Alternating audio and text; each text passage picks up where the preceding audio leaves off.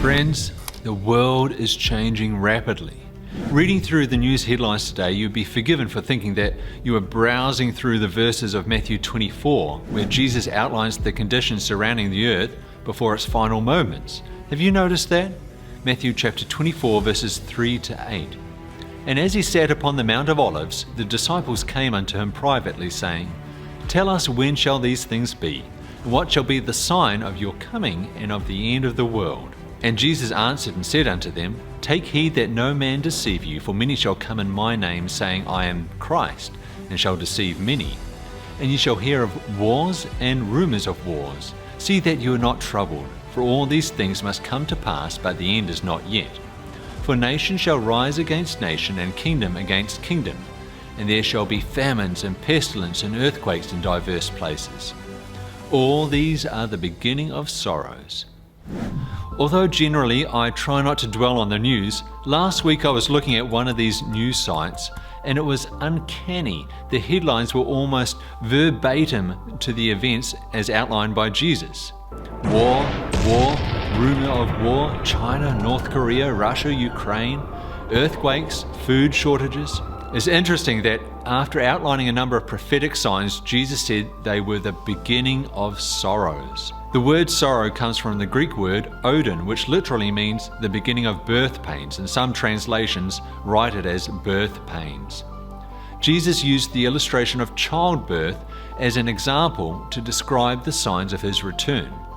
Just as birth contractions increase in frequency and intensity as the mother gets closer to the birth of her child, so it is with the signs of Christ's return. While we've always had them, they will become more frequent and more intense near the end of time.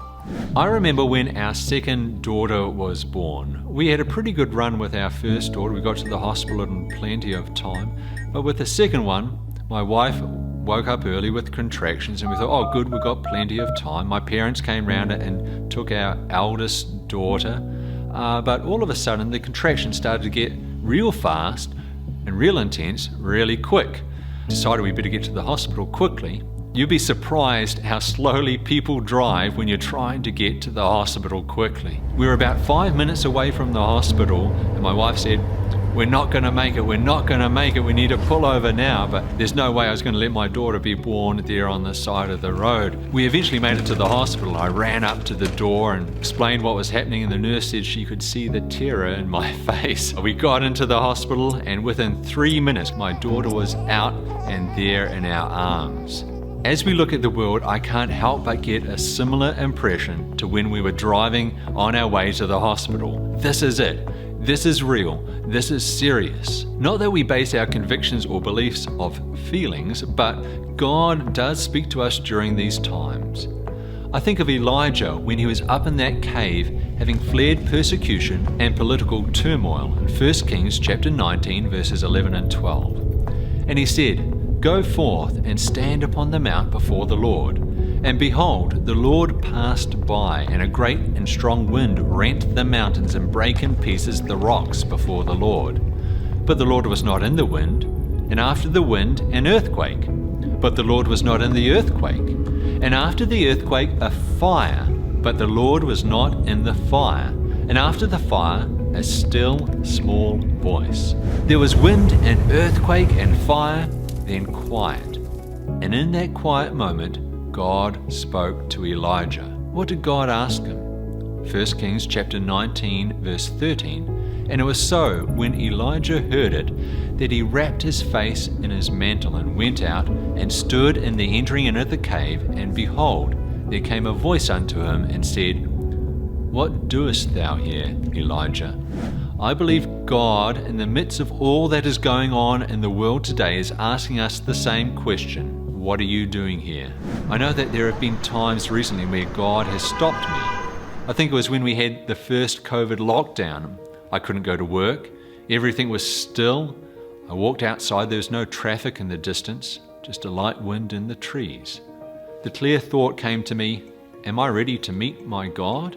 Is my heart fully given over to God? Is there any wicked way in me?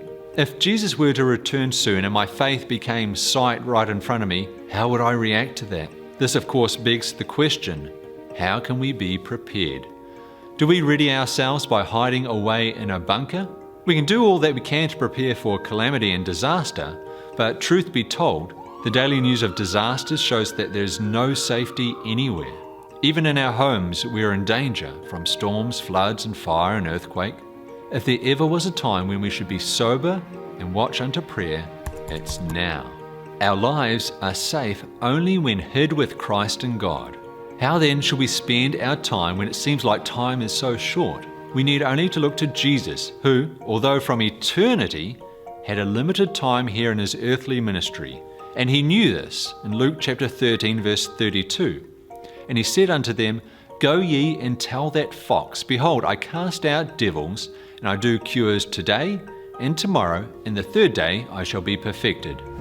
Knowing his time was limited, how did Jesus choose to spend his time? Lots of things: healing, preaching, training disciples. But if you were to summarize it, you might do it this way: Matthew chapter 20, verse 28.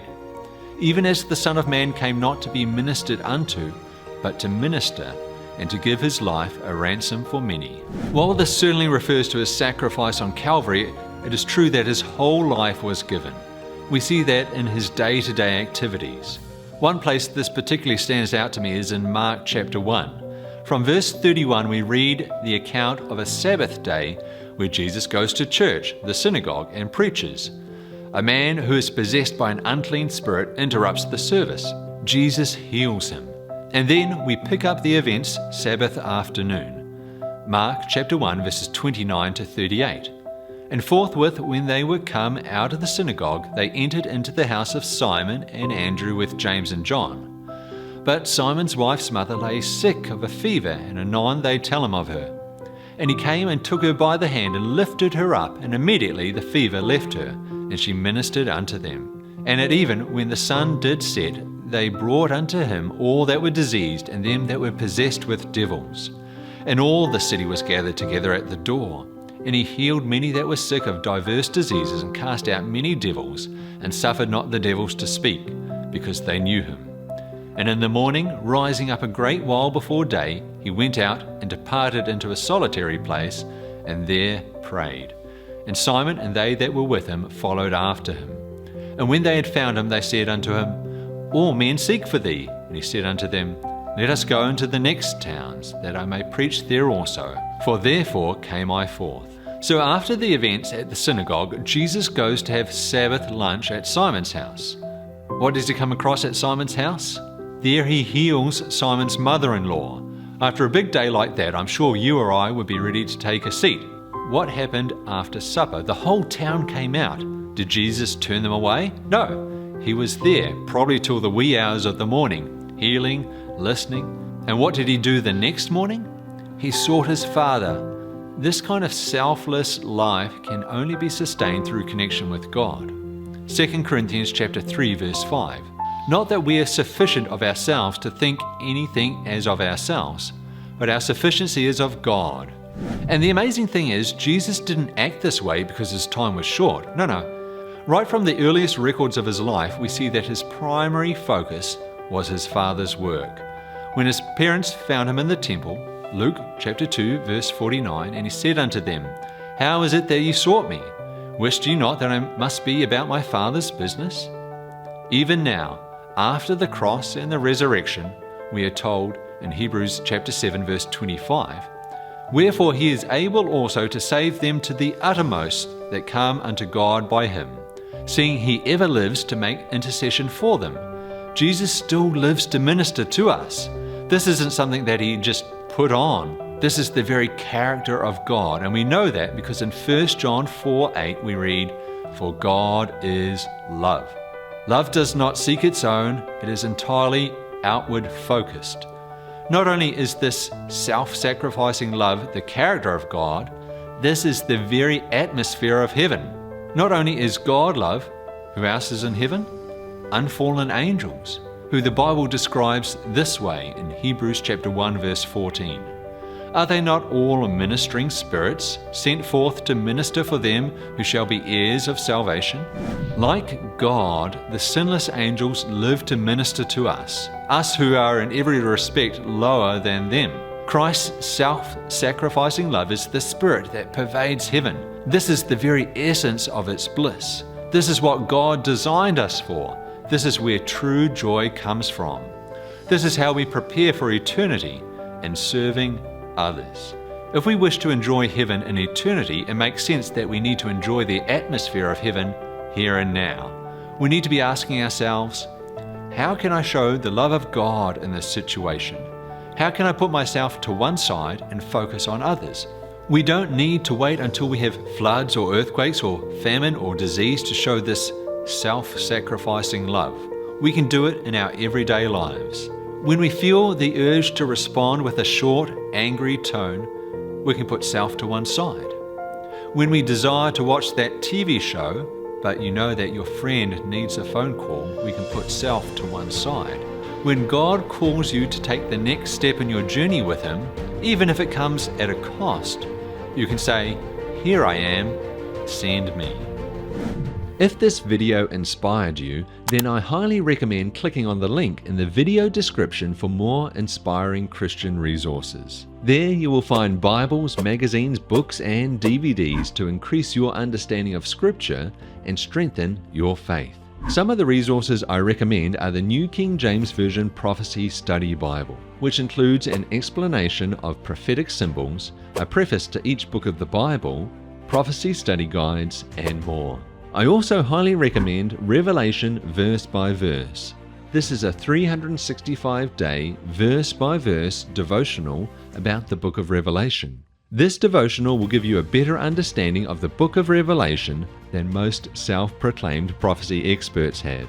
Order these and many other incredible Christian resources by clicking on the link in the video description. Did you know Hitler's attempt to overthrow and rule Europe was doomed before it even started?